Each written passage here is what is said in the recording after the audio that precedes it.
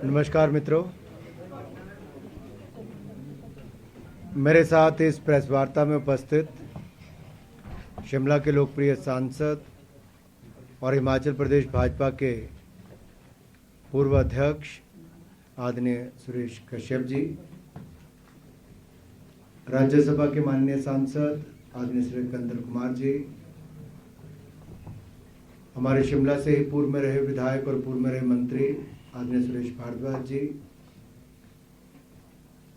3 बार नैना देवी से बने तीसरी बार विधायक आदरणीय भाई रणधीर शर्मा जी, हमारे यहाँ से प्रत्याशी रहे आदरणीय संजय सूद जी, हमारे यहाँ पर उपस्थित भारतीय जनता पार्टी के सभी वरिष्ठ नेतागण एवं मेरे प्रिय पत्रकार मित्रों, मैं आपका आभारी हूं कि आप अपना कीमती समय निकाल कर आए हैं।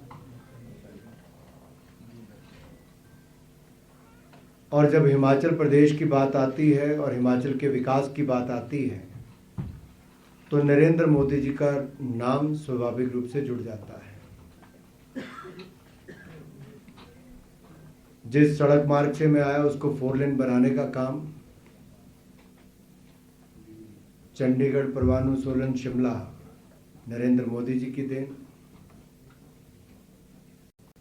हिमाचल के लिए एम्स, पीजीआई, सेंट्रल यूनिवर्सिटी से लेके IIIT से लेके बाकी सुविधाएं, या फिर रेलवे प्रोजेक्ट्स के लिए हजारों करोड़ रुपया जो रिकॉर्ड बजट दिया है वो नरेंद्र मोदी जी की देन। अटल टनल से लेके बाकी कामों को जल्द पूरा करवाने से लेकर विशेष आर्थिक मदद के रूप तक, यहाँ तक कि शिमला अगर फ्लाइट से अब आना हो जो चलती नहीं थी वो भी नरेंद्र मोदी जी ने वापस उनकी सरकार ने शुरू करवाई। धर्मशाला में तो अब 9 फ्लाइटें आती हैं। और जब मैं धर्मशाला को शिमला के साथ देख रहा हूँ तो मुझे ये भी कहना है कि अगर 6,500 करोड़ रुपया खर्च करके स्मार्ट सिटी शिमला को और धर्मशाला की घोषणा की तो नरेंद्र मोदी जी की सरकार ने। आप तो कई वर्षों से यहाँ रहते हैं, रोज यहीं होते हैं, शायद कई बार लगता है कि बहुत कुछ हुआ नहीं हुआ, अलग अलग विचार हो सकते हैं, लेकिन जो व्यक्ति थोड़े दिनों के बाद यहाँ पर आता है वो कहता है शिमला बदल गया है, थोड़ा सुंदर हो गया है, सड़कें चौड़ी हो गई हैं, पानी की समस्या खत्म तो नहीं होगा, कम हो गई है, बिजली फ्लक्चुएशन जो होती थी अब वो भी स्थिर हो गई है, साफ सुथरी हो गई। अरे ढली टनल तो पानी टपकना शुरू हो गया था, नई टनल बन गई है। जो थोड़े समय के बाद आता है उसको एक अनुभव ऐसा होता है, यार मेरे शिमला को कुछ हुआ है, थोड़ा और बेहतर हो गया है। 58 करोड़ रुपए लगे लेकिन ढली की नई टनल मात्र 6 महीनों में बनकर तैयार हो गई। 70 करोड़ रुपए लगे लेकिन पानी की परियोजना बनकर तैयार हो गई। और जब 2019 में हमारी फिर केंद्र में सरकार आई और राज्य के द्वारा प्रस्ताव हमें मिला तो उस समय संभव नहीं था। वर्ल्ड बैंक से पानी की परियोजना को नरेंद्र मोदी जी की सरकार ने विशेष रूप से हिमाचल के उस अनुरोध को मनवाया भी और शिमला के लिए 1813 करोड़ रुपए की पानी की परियोजना मंजूर हुई। और आज भारतीय जनता पार्टी कह सकती है हमने 1813 करोड़ की पानी की परियोजना तो दी, 24 घंटे 7 दिन पानी भी मिलेगा, हम फिर कॉरपोरेशन जीतेंगे और 40,000 लीटर पानी हम हर परिवार को बिल्कुल मुफ्त में देने का काम भी करेंगे। यही नहीं मित्रों,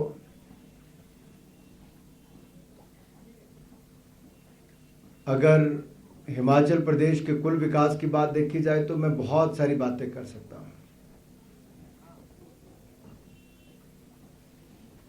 लेकिन जब देश की बात आती है तो मैं आज एक सभा में पीछे कह रहा था, जब मैं फ्लाइट पे चढ़ा चंडीगढ़ तक तो मेरी को पैसेंजर ने एकदम खड़े होकर कहा sir it's a fan movement. मैंने कहा पता नहीं क्या हुआ, तो उसने आगे कहा सर मैं आयरलैंड में रहती हूँ, डबलिन में है, और हमें बाहर रहकर इतना गर्व होता है कि अब हम भारतीय हैं। मैंने कहा क्यों, ऐसा क्यों लग रहा है आपको कि आप ऐसा क्यों कह रही हैं? कहते नहीं सर, जो मेरे से पहले के वहां रहते हैं, मुझे तो 5-6 साल ही हुए हैं, पहले वालों को लगता था कि हिंदुस्तानियों की बहुत पहुंच नहीं है, उस तरह से सेकंड ग्रेड सिटीजन उस तरह से देखते थे। हमें वहां पर अपने बराबरी का देखते हैं, अपना समझते हैं, हमारे देश का महत्व समझते हैं। They got the skilled man power in IT sector, in health care, in other sectors. India is doing extremely well, and as a country the way we handle the covid crisis, the global impression is that India can do anything. People see hope in India. तो ये जो लोगों का विश्वास है, एक उम्मीद है भारत में, भारत के नेतृत्व में। और अगली लाइन जो उसने कही कि सर कभी हम देखते थे दुनिया का सर्वे आता था, हमारे नेताओं के नाम नहीं आते थे। पिछले 3 सालों से भारत के प्रधानमंत्री दुनिया के सबसे लोकप्रिय नेता के रूप में चुने जा रहे हैं। मैं मन ही मन में सोच रहा था, एक ऐसी बेटी जो पंचकुला की रहने वाली, उसकी माँ टीचर हैं शायद, और उसके फादर बिजनेस करते हैं, उसके दादा या नाना कोई, दादी उसकी हेड ऑफ डिपार्टमेंट थी PGI में, कुछ और उन्होंने बताया दादाजी भी किसी सरकारी डिपार्टमेंट में थे। तो उस बच्ची का विदेश में जाकर देश के प्रति जो एक अनुभव हुआ है, जो देश की छवि दुनिया भर में बनी, ये अपने आप में बहुत कुछ कहती है। और सही मायने में देखिए, अगर हिमाचल प्रदेश को बल्क ड्रग पार्क मिला, ये कांग्रेस इसका विरोध करती रही थी, पूरी तरह से विरोध किया, और हमने कोविड के टाइम पे भी 1400 एकड़ जमीन इसकी पूरी करके दी। मेडिकल डिवाइस पार्क हमने इसके लिए मंजूर करवाया। कल हमने एक और नीति मंजूर की है मेडिकल डिवाइसेस पार्क और खोलने के लिए। कल हमने 157 नए नर्सिंग कॉलेजेस की घोषणा की है, कैबिनेट ने मंजूरी दी है। 1570 करोड़ रुपया खर्च होगा, 15,700 बच्चियां वहां पे या लड़के लड़कियां पढ़ पाएंगे, नर्स बन पाएंगे। ये निर्णय मैं देखता हूं, और मैं पिछले UPA के टाइम के कैबिनेट के निर्णयों को भी देखता हूं। मैंने जब खाका निकलवाया तो हमारी सरकार के समय कई गुना ज्यादा उस पर काम हुआ है, और उसका कहीं ना कहीं लाभ मेरे हिमाचल प्रदेश को भी बहुत मिला है।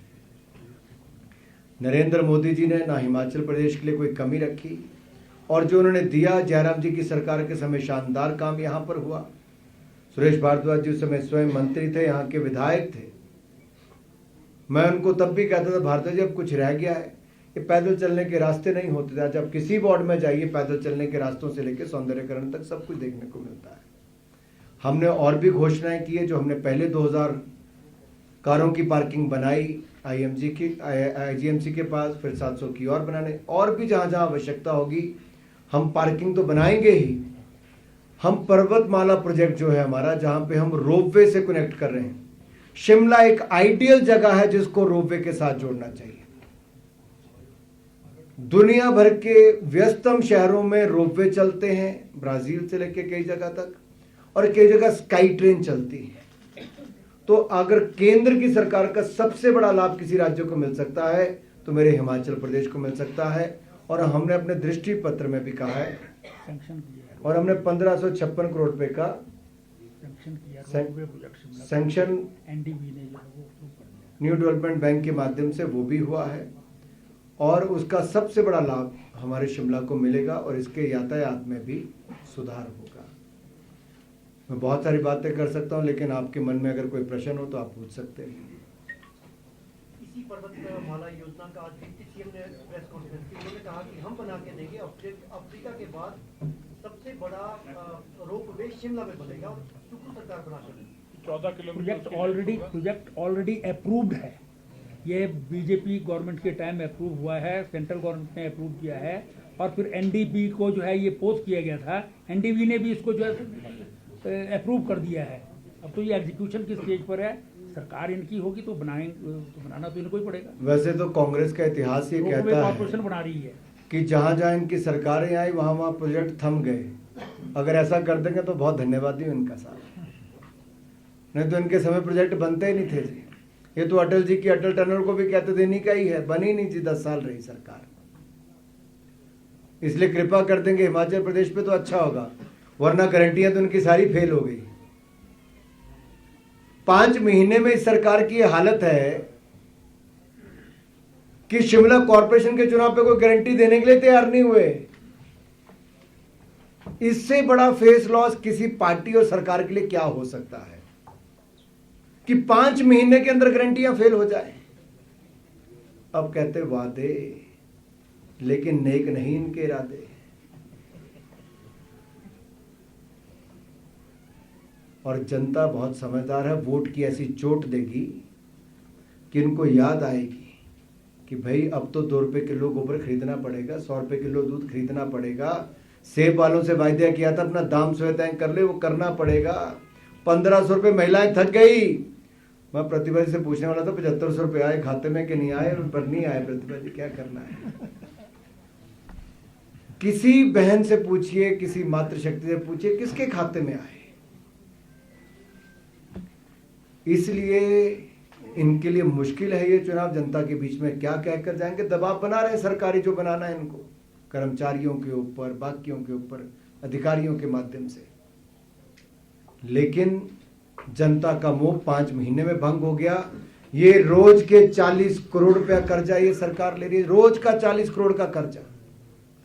5 महीने में 6000 करोड़ का कर्जा, 6000 करोड़ जना।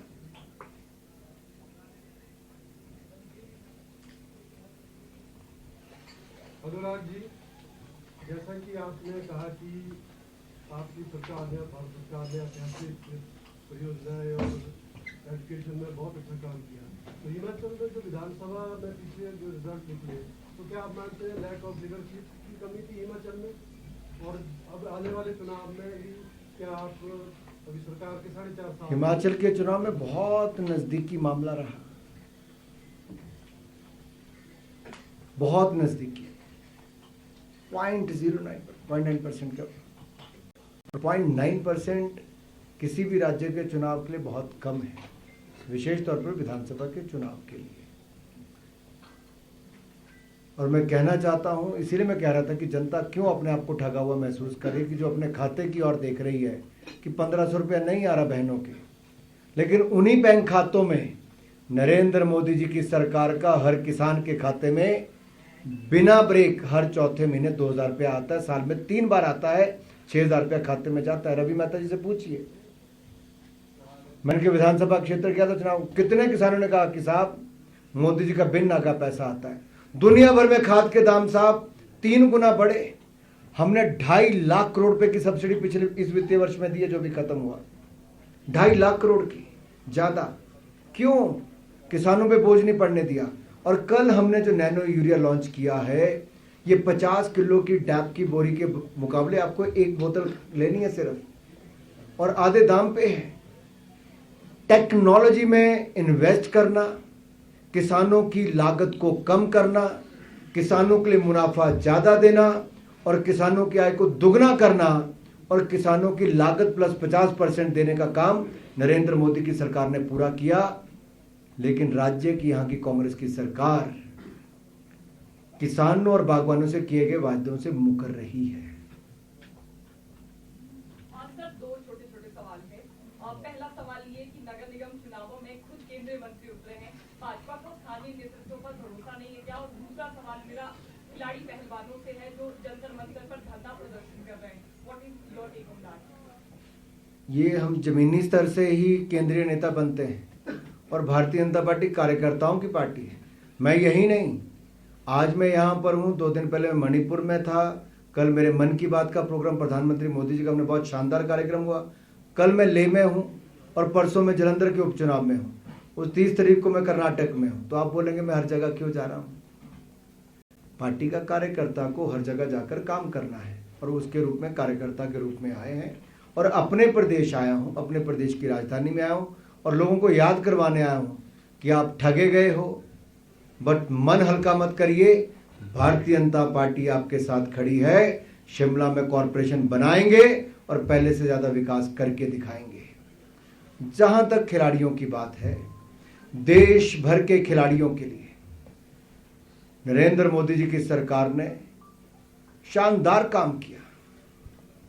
और आप एक के बाद दूसरे खिलाड़ी से पूछिए, टारगेट ओलंपिक पोडियम स्कीम हो, आज खिलाड़ी की बोर्डिंग, लॉजिंग, ट्रेनिंग, देश विदेश में सारा खर्चा मोदी सरकार सहन करती है। 6 लाख रुपए जेब खर्च देती है।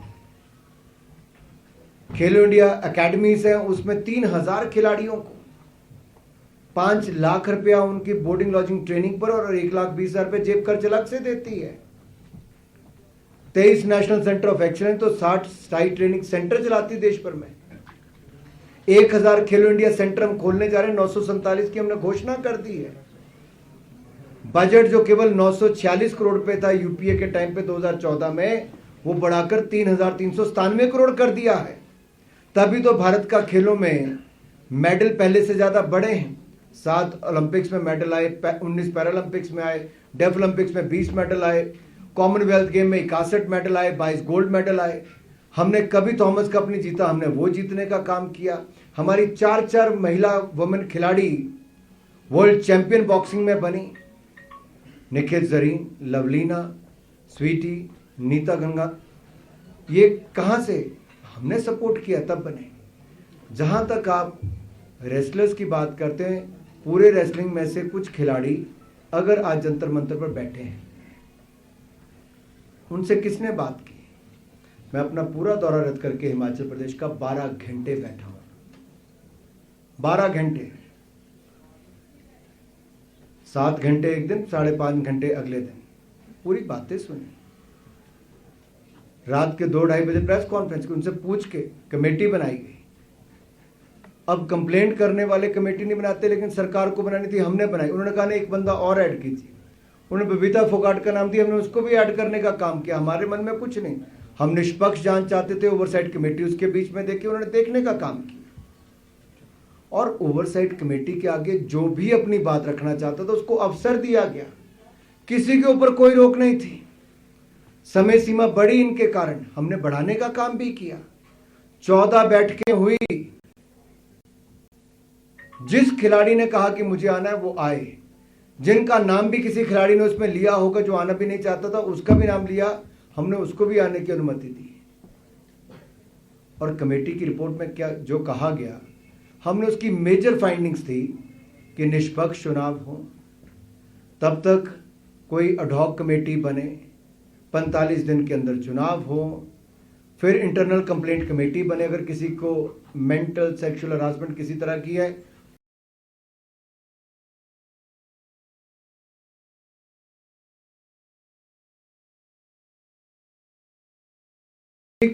जैसे मान ली टीम सिलेक्शन है, टूर्नामेंट में भेजना है, वो भी निर्णय हमने कहा कि इंडियन ओलंपिक एसोसिएशन करे। हमने सरकार भी नहीं कहा, इंडियन ओलंपिक एसोसिएशन अपनी कमेटी बनाएगी और 45 दिन के अंदर चुनाव कराएगी, निष्पक्ष चुनाव होंगे, नई बॉडी आएगी, उसमें जो इंटरनल कंप्लेंट कमेटी है वो उस पर कार्रवाई कर सकती है। बाहर कोई भी किसी पुलिस थाने में कभी भी एफआईआर करवा सकता है किसी के ऊपर अगर लगता है। अगर 8 साल पुराना मुकदमा भी होगा तो 8 साल पहले भी हो सकती थी एफआईआर, आज भी हो सकती है। लेकिन पुलिस भी प्रिलिमिनरी इंक्वायरी करती, दिल्ली पुलिस ने कहा प्रिलिमिनरी इंक्वायरी करेंगे और जो उसमें आता है उसके बाद अगली कार्रवाई करेंगे। सरकार बहुत स्पष्ट है जी। मोदी जी की सरकार ने सदा खिलाड़ियों के साथ खड़े रहे, खिलाड़ियों के लिए साथ खड़े थे, खिलाड़ियों के लिए सुविधाएं दी और खेलों को बढ़ावा देने का काम किया। हमारे लिए खेल प्राथमिकता है और खिलाड़ी प्राथमिकता है, और उसमें हम कहीं पर भी कोई कॉम्प्रोमाइज नहीं करते हैं, ना आज तक किया ना आगे करेंगे।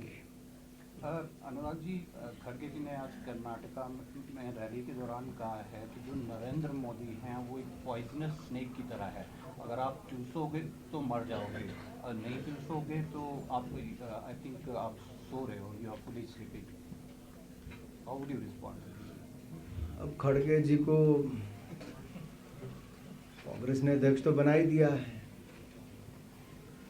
पार्टी के अंदर कोई मान नहीं रहा, पोस्टर बैनर अभी भी गांधी परिवार के ही लगते हैं। तो खड़गे जी सोचते मैं ऐसा कौन सा अपमानित करने वाला स्टेटमेंट मोदी जी को दूं जो सोनिया जी से भी भद्दा हो। कभी कोई कहता है मौत का सौदागर, कभी कोई कहता है नीच, कभी कोई कहता है बिच्छू, कभी कोई कहता है मोदी तेरी कब्र खुदेगी। अरे इस भाषा का प्रयोग करती है कांग्रेस पार्टी, मोदी तेरी कब्र खुदेगी।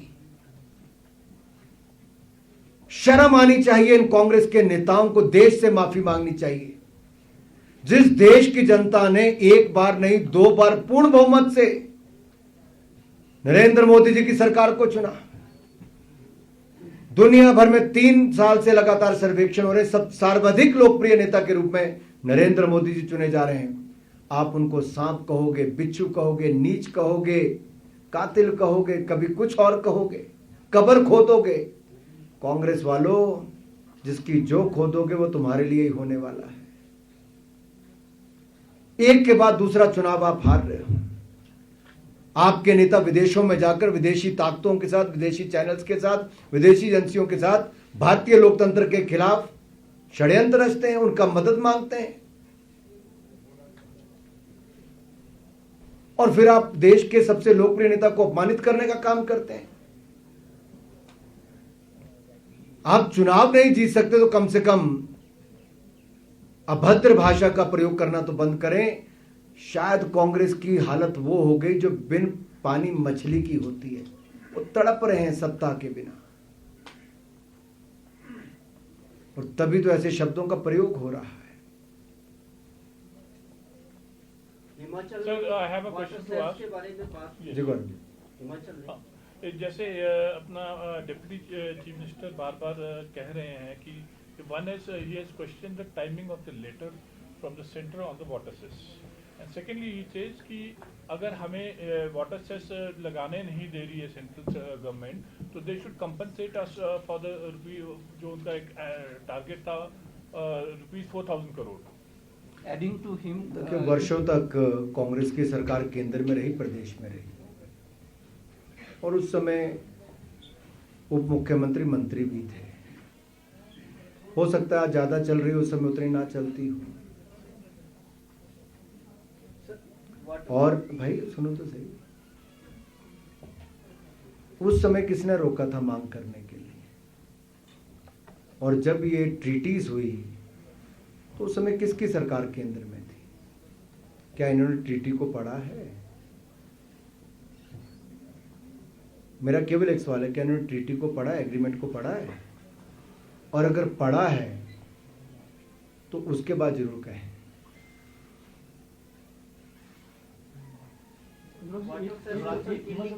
इलीगल और अनकॉन्स्टिट्यूशनल केंद्र सरकार ने कहा है, और चीफ सेक्रेटरी को लेटर भेजा है सभी स्टेट्स के। इसके बाद उसी में सर मैं ऐड करना चाहूँगा जो अग्निहोत्री कह रहे हैं कि जो केंद्र सरकार है वो प्रवोक कर रही है जो कंपनीज को नॉट टू पे द सेस, और अब जो हिमाचल के लीडर हैं बीजेपी के सेंटर में, चाहे हिमाचल के हों, they should talk about it, take the matter with the union government, क्योंकि वो प्रवोक कर रहे हैं ना देने। देखिए, रेट्रोस्पेक्टिव लॉ जब वो वोडाफोन वाले केस में भी लाए थे तो आपने देखा दुनिया भर में क्या हुआ था। आज मान लीजिए, चलिए मैं उन कंपनीज का छोड़िए, मैं आप में से ही किसी से पूछता हूँ, आपने एक प्रोजेक्ट आज लिया, एक नीति के अनुसार आपने देश प्रदेश में इन्वेस्टमेंट कर दी जो आपका बेसिक रॉ मटेरियल है, और आप कुछ सालों के बाद कहें नहीं जी ये नीति यहाँ से बदल के हमने ये लगा दिया, is that justified? My only question to the state government is that justified? Will that encourage people to come into Himachal Pradesh and invest, or will that create some kind of obstruction on the policy, whether the leadership is capable enough to look at the repercussion of this policy? Have they looked into it? और अपनी ही केंद्र सरकार की उस समय की गलती से कुछ ना कुछ यहां पर जरूर सीखना चाहिए। कुछ भी करें, देखिए राज्य के हित में अगर कुछ होता हम सब लोग इकट्ठे हैं, लेकिन उसका ओवरऑल क्या इम्पैक्ट होने वाला है? अनुराग जी, नगर निगम चुनावों की बात करते हैं। भाजपा ने महिला नेताओं अच्छा हुआ याद करा दिया है। महिला नेताओं को प्राथमिकता दी है, लेकिन क्या कारण है? बहुत सारी महिला नेत्रियां ही नाराज है। एक आजाद प्रत्याशी के तौर पर चुनाव लड़ रही है, कुछ महिला नेत्रियों की संगठनात्मक नियुक्तियां की गई, और ये भी चर्चा चल रही थी कि कईयों ने इस्तीफे के पेशकश भी की थी। पूर्व प्रदेश अध्यक्ष आपके साथ में बैठे, इनके इस्तीफे को लेकर भी इसी से बात। चुनावों के समय चर्चाओं का बाजार गर्म रहता है, और संगठन में देखिए हर कोई चुनाव नहीं लड़ता, लेकिन संगठन में हर कोई कार्यकर्ता के रूप में, पदाधिकारी के रूप में काम करता है। तो जिम्मेदारी नहीं दी है तो उसका स्वागत करना चाहिए। बड़ी जिम्मेदारी दी है और इस लायक है वो तभी दी है। कांग्रेस भाजपा के वायदों पर सवाल उठा रही है कि 40,000 लीटर जो पानी देने का वायदा किया है उसने, उसको लेकर उन्होंने सवाल उठाया कि जब आपकी नगर निगम में आप थे और जब सरकार भी जयराम जी की थी तब क्यों नहीं दिया, अब जब सत्ता, क्योंकि तब हम 1800 करोड़ रुपए की योजना मंजूर कराई, बन के तैयार होगी तो देना शुरू कर देंगे भाई साहब। अध्यक्ष और उसी तरह से जो टैक्स है आपके, उसको भी हम 50% जो घरों से कूड़ा इकट्ठा करते हैं 50% भारतीय जनता पार्टी माफ करेगी और एक निगम एक टैक्स को बढ़ावा देगी। जैसे हमने जीएसटी करके दिखाया, यहाँ पे वो करके दिखाएंगे।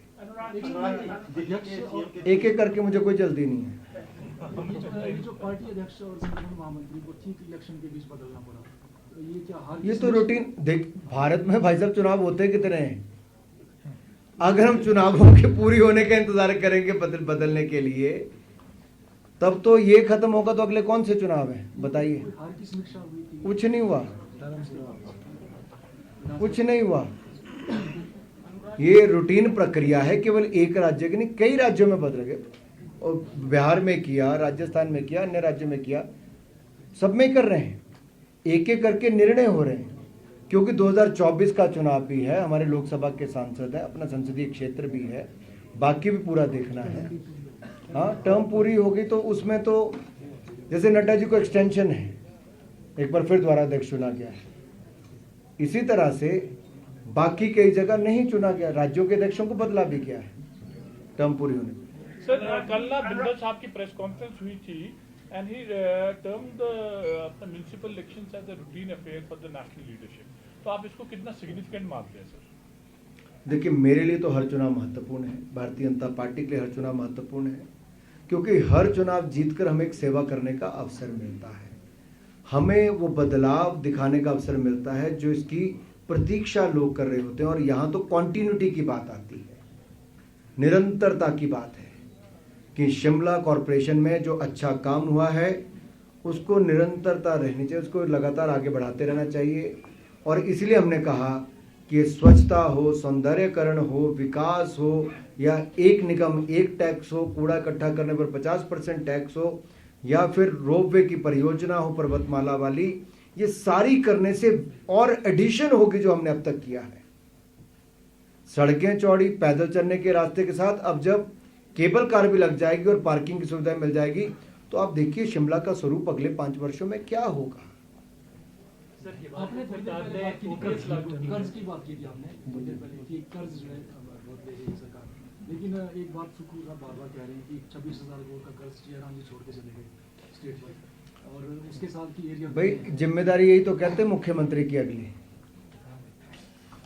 तो कोई सरकार लेके थोड़ी जाती। जब वीरभद्र जी की सरकार थी तो अगली सरकार ने लिया, लेकिन अपने अपने रेवेन्यू कितना बढ़ाने का प्रयास करते हैं। और ये उस समय की कांग्रेस की देन है जो आज तक हम चला रहे हैं उतना कर्जे को। ये तो भारतीय जनता पार्टी की केंद्र की सरकार ने जो 14वें वित्त आयोग में पैसा यहां पर ज्यादा दिया है, उसके कारण प्रदेश को बहुत लाभ मिला। सेंट्रल गवर्नमेंट से एड जो मिली है वो 3 गुना ज्यादा मिली है साहब, 5 सालों में 3 गुना ज्यादा मिली है कांग्रेस के मुकाबले। अगर वो नहीं मिलती तो हिमाचल प्रदेश कहां होता। जो एक पहलू को हम लोग भूल जाते हैं मोदी जी के समय का। अब मैं आपसे, चलो एक छोटे से समय है आज, मटौर से लेके शिमला तक की सड़क 4 लेन है। आप में से मैं आप कहता हूं मेरे साथ किसी दिन चलिए, कीरतपुर से लेकर सुंदरनगर नेर चौक तक 3 घंटे 45 मिनट लगते हैं। आज 35 मिनट में 40 मिनट में हम पहुंच जाते हैं। 3 घंटे 40 मिनट का रास्ता 45-40 मिनट में पहुंच जाते हैं। मैं समीरपुर से चलता हूं, मुझे पहले 4.5 घंटे लगते थे, अब मैं 2 घंटे 40 मिनट में चंडीगढ़ के एयरपोर्ट पे पहुंचता हूं। कल्पना कर सकते हैं आप, चंडीगढ़ से शिमला हाईवे। यही नहीं, अब जलंधर से लेके नदौन तक का 4 लेन हाईवे, फिर नूरपुर से लेके मंडी तक का 4 लेन हाईवे, हमीरपुर से लेके धर्मपुर का 1200 करोड़ रुपए की सड़क। अगर मैं केवल बड़ी बड़ी सड़कों की बात करूं तो कम से कम 18-20 हजार करोड़ रुपए की सड़कें तो हम ही बना रहे हैं। प्रधानमंत्री ग्रामीण सड़क योजना की बात करूं तो कई हजार करोड़ और जुड़ जाएगा। और सेंट्रल रोड फंड की बात करूं तो आप आगे निकल जाएंगे। कब मिलता था इतना पैसा हिमाचल को? हमारी लाइफलाइन है जी सड़कें, और रेल के बारे में तो कभी हिमाचल कहां सोचता था। हमने नंगल ऊना तलवाड़ा रेलवे लाइन ऊना का काम पूरा करा दिया, दौलतपुर चौक तक पहुंचा दिया। अब अगला लैंड एक्विजिशन पंजाब का शुरू करवा दिया है। 550 करोड़ रुपए हमने हिमाचल के लिए दिला भी दिए। 1000 करोड़ रुपया भानुपल्ली से बिलासपुर रेलवे लाइन को इस साल और दिला दिया। हिमाचल की सरकार अपना पैसा नहीं दे रही है, रुका पड़ा है, लेकिन उसके बावजूद हम लोग काम कर रहे हैं। फिर चंडीगढ़ बद्दी सड़क के लिए रेलवे लाइन के लिए 550 करोड़ रुपए उसके लिए दिला दिया। कब मिला था जितना पैसा? कभी नहीं मिला था। Vande Bharat express, I request all of you, if you get an opportunity, kindly travel in that. आपका अनुभव वंदे भारत का बताएगा कि नए भारत की तस्वीर क्या है। मैं कल परसों ही गया, अभी मैहतपुर ऊना से गया मैं वापस, तो बहुत सारे अपने हिमाचल के लोग अमेरिका से आए हुए थे। 2-3 बहनें थी हमीरपुर की, 2 मुझे नहीं पता हमीरपुर की थी, लेकिन जब बाद में बात होनी शुरू की तो 2 की शादी हुई है, 2 अमेरिका में सेटल है, 1 ऑस्ट्रेलिया में सेटल्ड है। तो कहती पहले हम हवाई अड्डे पे उतरते सबसे बड़ी मुसीबत होती थी सड़क से आने की। अब वंदे भारत एक्सप्रेस है तो हम लोग इतना कन्वीनियंटली इसमें आए हैं कि आप कल्पना नहीं कर सकते। ऊना आने में बाय रोड हमें 7.5 से 8 घंटे लगते थे। 4 घंटे 40 मिनट में हम लोग दिल्ली से ऊना पहुंचते हैं। अगर मैं फ्लाइट भी लूँ चंडीगढ़ की, चंडीगढ़ से बाय रोड ऊना हो, तब भी उतने टाइम लगता है। सर, हिमाचल सरकार ने ओपीएस बहाल की है कर्मचारियों को सभी को, लेकिन केंद्र सरकार के पास जो 8,000 करोड़ रुपए पैसे हैं, क्या उसे वापस लौटाया जाएगा? क्योंकि हिमाचल सरकार ने एनपीएस फंड भी बंद कर दिया है जो शेयर केंद्र को जाता था। और दूसरा, क्या ये पेंशन लागू करना कर्मचारियों को असंवैधानिक या गलत था? 2004 में जब ओपीएस को बंद करके एनपीएस को लागू किया था, तब कांग्रेस की ही सरकार थी। कांग्रेस ने ही उसको स्वीकार करके प्रदेश में लागू किया था। स्वर्गीय वीरभद्र सिंह जी उस समय मुख्यमंत्री थे। और आज जब ये कह रहे हैं कि हम लोग एनपीएस बंद करके ओपीएस लाएंगे, एनपीएस का अगर आप रूल देखेंगे तो उसमें क्या है, जो पैसा कर्मचारी का शेयर और सरकार का शेयर है वो एक खाते में जाता है, जिसको आगे लगाकर उसका एक रिटर्न आती है कर्मचारी, और वापस केवल कर्मचारी को जा सकती, सरकार के पास वापस नहीं आती है। तो जिसका हक है उसके खाते में जरूर जाएगी जब समय आएगा, लेकिन अगर राज्य की सरकार सोचती इनके खाते में आएगा तो कानून वो नहीं कहता है। अनिल मोहन की रिहाई पर ओवैसी कहते हैं, आपने इतनी योजनाएं गिनाई सेंट्रल गवर्नमेंट की, पिछली सरकार की, लेकिन उसके बावजूद भी कांग्रेस के नेता दावा ये कर रहे हैं कि हमने बाई इलेक्शन जीता, हिमाचल में सरकार बनाई, अब हम हैट्रिक मारेंगे। आप क्या कहेंगे? अब वो कहते हैं तो उनको कह देना चाहिए। क्या वो ये कहते हैं कि एक के बाद दूसरा राज्य वो हर जगह हार रहे हैं? क्या वो कहते हैं कि जब उनकी सरकार थी तब भी हम चारों की चारों लोकसभा जीतते थे, फिर हम चारों की चारों लोकसभा जीतते? चुनावों में हार जीत चलती है, लेकिन हमने कभी विकास कार्य रुकने नहीं दिए।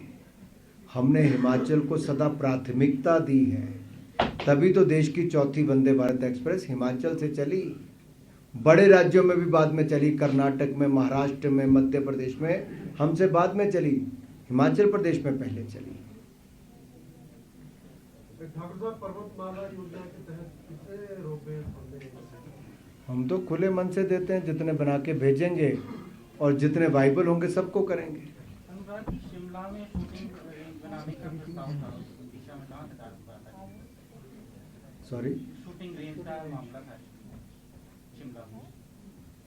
प्रदेश के खेल मंत्री से पूछना पड़ेगा आपको।